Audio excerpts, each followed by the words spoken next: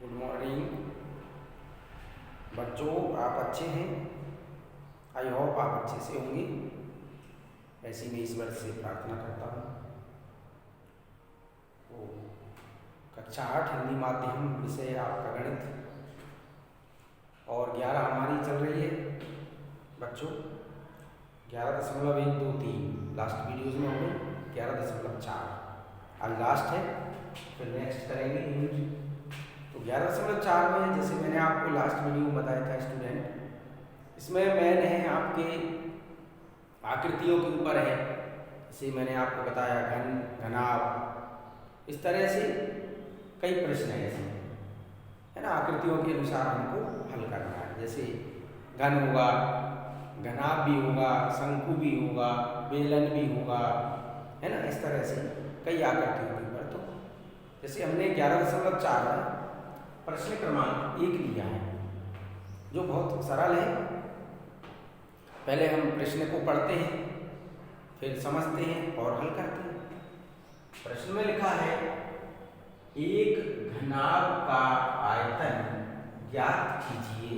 एक घनाभ का आयतन ज्ञात कीजिए जिसकी लंबाई L से हमने प्रदर्शित किया उसको। लंबाई मीन्स L 10 सेंटीमीटर, चौड़ाई को B से प्रदर्शित किया है 8 सेंटीमीटर, ऊंचाई H से प्रदर्शित किया है H बराबर 4 सेंटीमीटर है। तो घनाभ का आयतन ज्ञात कीजिए।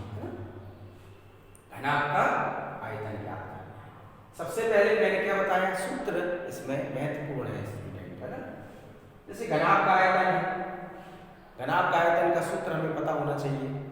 जैसे मान लीजिए घन का आयतन निकलवा रहा है, तो घन का आयतन का हमें सूत्र पता होना चाहिए। शंकु है, शंकु का क्षेत्रफल, शंकु का वक्रपृष्ठ, इस तरह से कई प्रश्न बनेंगे और उनके सूत्र महत्वपूर्ण हैं। तो वो मैं आपको भेज दूंगा PDF से। और इसी प्रकार से पहले हम निकालेंगे घनाभ। घनाभ में पहले हमें क्या दिया है वो हम देखेंगे स्टूडेंट। दिया गया है, ये दिया है। क्या दिया गया है घनाभ में, यहां से हम लिखेंगे घनाभ का क्या दिया है, घनाभ की लंबाई है। क्या दिया, घनाभ की लंबाई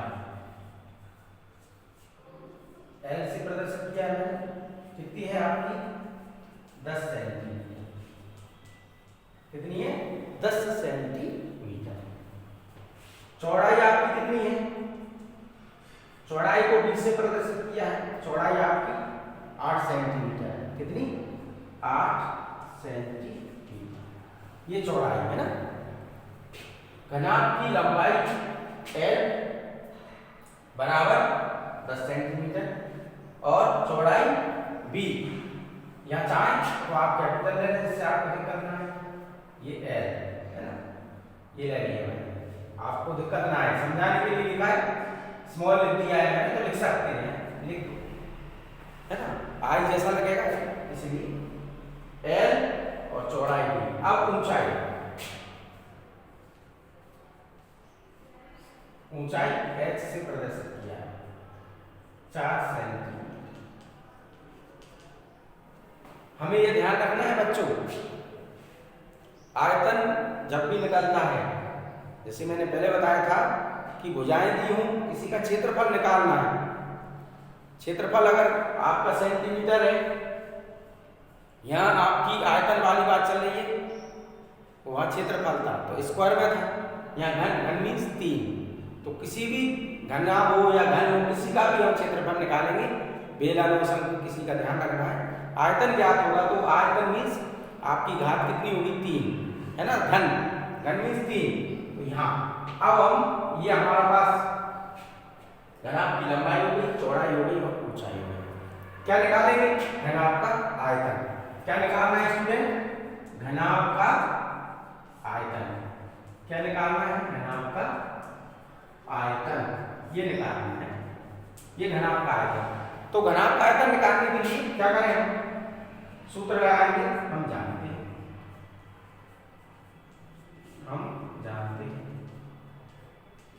घनाभ का आयतन, घनाभ का आयतन निकालेंगे हम। क्या होगा आपका L into B into H, लंबाई चौड़ाई और ऊंचाई तीनों हो जाएंगे। घनाभ का आयतन का सूत्र हमने लगा दिया। घनाभ का आयतन का सूत्र क्या है? L into B into H. Okay, ये क्या है? L into B into H, मतलब कि लंबाई गुणित चौड़ाई गुणित ऊंचाई। अब हम इनके मान रख देंगे। यहाँ आपका क्या है? 10 सेंटीमीटर, यहाँ आपकी 8 है, ये 4। इसका गुणा कर दें, 10 8 80, 80 में 4 का 8 चौके 32, 320 सेंटीमीटर, 3 हो जाएगी सेंटीमीटर, घन है ना इसलिए। तो हमारा कितना आया? घनाभ का आयतन बराबर 320 सेंटीमीटर घन, मीन्स घात 3। तो क्या आया? अतः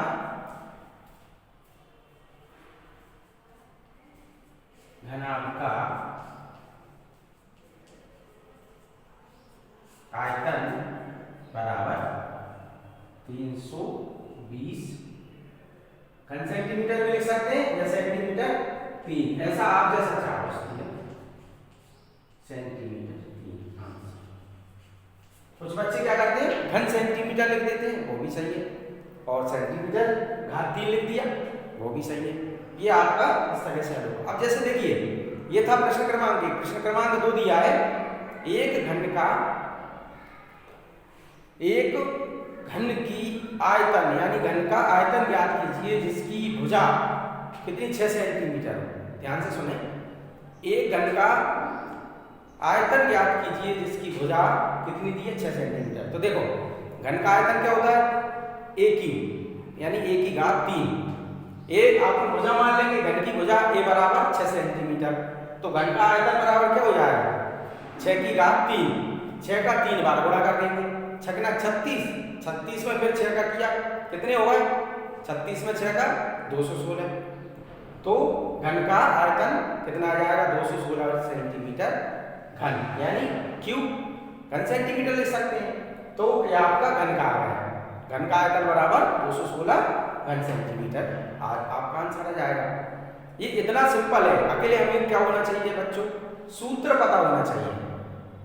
सभी के सूत्र लिखे हुए हैं, मैं आपको पूरे सूत्र पीडीएफ के माध्यम से भेज दूंगा, तो आप उनको पढ़ना अच्छे से।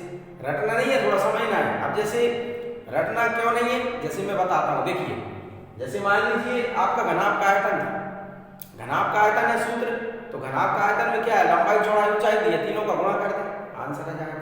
रटने की कोई आवश्यकता नहीं है। अब जैसे मैंने दूसरा प्रश्न क्रमांक क्या बोला? एक घन का आयतन ज्ञात कीजिए जिसकी भुजा 6 सेंटीमीटर। घन की भुजा कितनी दी है? 6, ए बराबर 6 सेंटीमीटर। घन भुजा माने भी अपन ए से प्रदर्शित कर सकते हैं उसको। अब आयतन निकालना है। घन क्या होता है? घन मीन्स 3, तो ए पे कितनी घात हो गई? 3। 6 पे कितनी घात हो जाएगी? 3। 6 का 3 बार गुणा कर दें तो 216 आ जाएगा, 216। इस प्रकार से हम हल करेंगे। और भी इसमें प्रश्न क्रमांक इसी के ऊपर है, घनाभ के ऊपर है, घन के ऊपर है।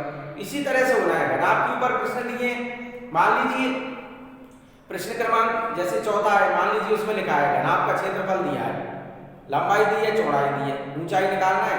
क्या करेंगे? कुछ नहीं, बहुत सिंपल है। अब क्या करेंगे? चौड़ाई और ऊंचाई का गुणा कर लेंगे, क्षेत्रफल में भाग दे देंगे, तो आपका आंसर आ जाएगा। कोई भी एक चीज शेष है वो आपको ऐसी निकल जाएगी। चौड़ाई निकालना है तो मान क्या करेंगे? हम लंबाई और ऊंचाई का गुणा करके क्षेत्रफल में भाग दे देंगे, तो आपकी क्या निकल जाएगी? चौड़ाई निकल जाएगी। ऊंचाई निकालना है तो हम लंबाई और चौड़ाई का गुणा कर लेंगे, क्षेत्रफल में भाग दे देंगे, आंसर आ जाएगा। सिंपल है, रटना नहीं है बच्चों, बिल्कुल भी समझना है। गणित समझने वाली चीज है, रटने वाली चीज नहीं है। तो हम क्या करेंगे? पीडीएफ के माध्यम से आपको सेंड करेंगे। प्रश्नोत्तर आप लिखें, रिवीजन भी करें, वर्क करते रहें। तो और दूसरा, कल फिर मैं आपको हमारी 11.4 लास्ट है, इसके बाद अगली यूनिट, अगला एक्सरसाइज हम स्टार्ट करेंगे। तो तब तक के लिए बेटा गुड बाय, थैंक यू।